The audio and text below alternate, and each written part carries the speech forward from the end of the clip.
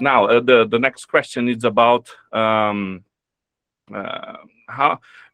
can Christian philosophy satisfy itself with these canonical images, metaphors, and linguistic games? It's a kind of Van Cluserian question. Biblical philosophy can satisfy with this approach, biblical approach. It's a sufficient vocabulary to philosophical work. Okay. I would not argue that it's complete in a way that it's sufficient but not necessarily obviously efficient in every place that it wants to speak. So I was thinking through, we have this church in New York City called Redeemer. So I was thinking through with their pastoral staff, we were doing some training on how to read scripture with their elders and deacons. And I was realizing that they wanted the modern discussion. We were talking about how knowledge and how you know things. And anything that was short of the modern discussion of knowledge, theories of truth, classical justification programs, they felt was inferior. I don't think they would have said any of that out loud, but I was getting that sense from them, that they felt that the modern discussion is better. And it comes down to like there is no word justification in the Hebrew, right? There's not even a word for obey in the Hebrew. We just have to, it's a version of Shema, to listen. There's not the exact terms, but and Robert Alter points this out in one of his newer books. When you read just the book of Genesis, one of the things you're struck with is that Genesis has a lot of repeated vocabulary, just extraordinarily repeated vocabulary. And if you read a Portuguese or an English translation of Genesis, they do not repeat the vocabulary. They often translate a synonym, another word like it, because, and if you ask them, why do you do this? Why don't you just translate what the text actually says? The answer will be, well, because readers would get frustrated with just having the word dirt being used over and over and over and over, all the ands, and he went here, and he went there, and he did this, right? And part of that for me is just says, well, actually, that's a philosophical technique, to use that word in a diversity of locutions or locations, to use that same word over and over again, is trying to carve out the concept that word is being associated with, so that you can use that concept in other places, and that you can extend the logic of that concept into things that text isn't talking about. And so when you kind of refuse to let the biblical authors speak with the language and the concepts and the metaphors that they want to use, you shut down the conversation, and you just start replacing it with basically medieval and Enlightenment philosophy and theology.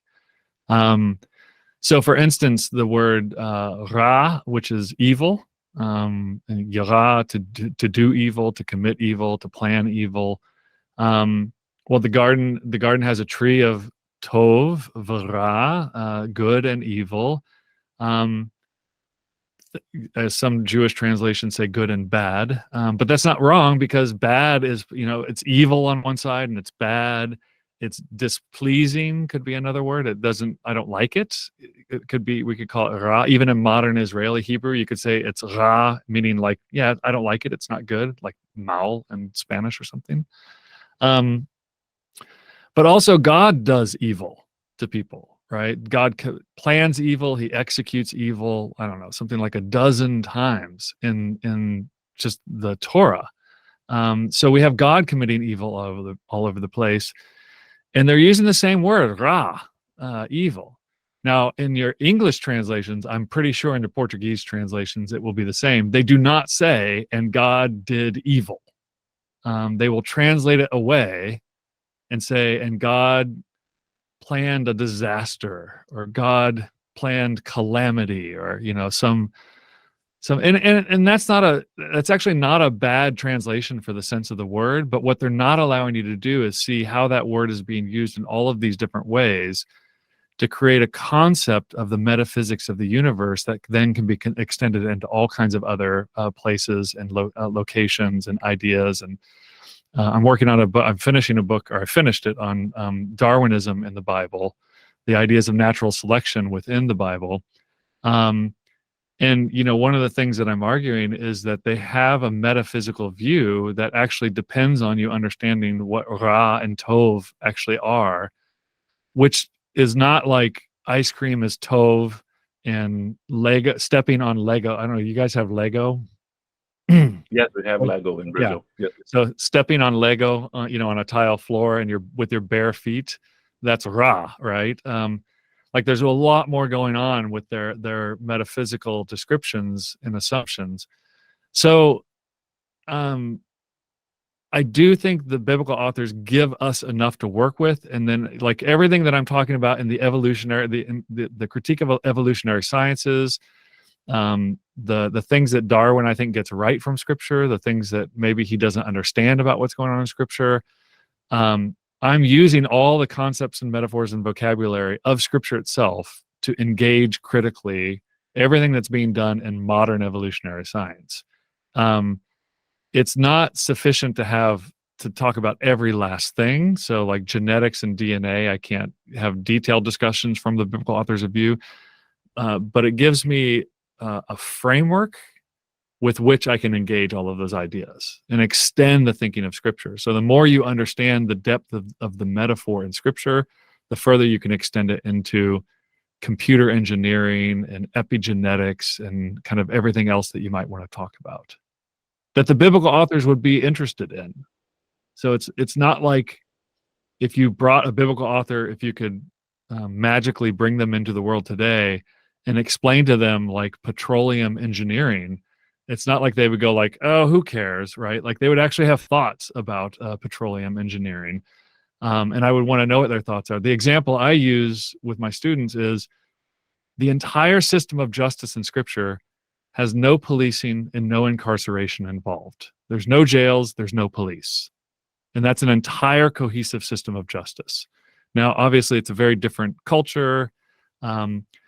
But again, if we can magically bring Moses and the Torah into the United States today or Brazil and explain to them what was going on, certainly they wouldn't say like, oh, well, we don't really have a metaphor for incarceration, so we don't really have any thoughts on the matter. Certainly they would have thoughts on the matter. And certainly they have thoughts that can be clearly derived from what has already been said in the Torah and what has been said through the prophets. So if that's our task, I call that Bible fluency, like knowing what's in the Bible and then being able to speak its language into new circumstances. Then the metaphors have to be sufficient. I think the fault of ours is thinking that our metaphors are somehow sufficient. So I hear Christians all the time say things like, well, God is infinite. And you're like, well, which kind of infinity are you talking about? Because there's, Cantorian infinities, and there's at least 4 different types of infinities for Cantor, and mathematically, they're certainly not mutually inclusive. You can't say, well, he's all of them. No, because some of them exclude other ones. But you certainly have a thought about God's infinity that is based on mathematical ideas that maybe the biblical authors didn't hold. So when they say God is eternal, or whatever the word olam means in Hebrew, they had some idea, but I don't know if it's the exact same idea that we have in mathematical or engineering or calculus ideas of infinity. And so, but we can put them in conversation and we can work it out. So I think they're sufficient. Very nice. Fantastic.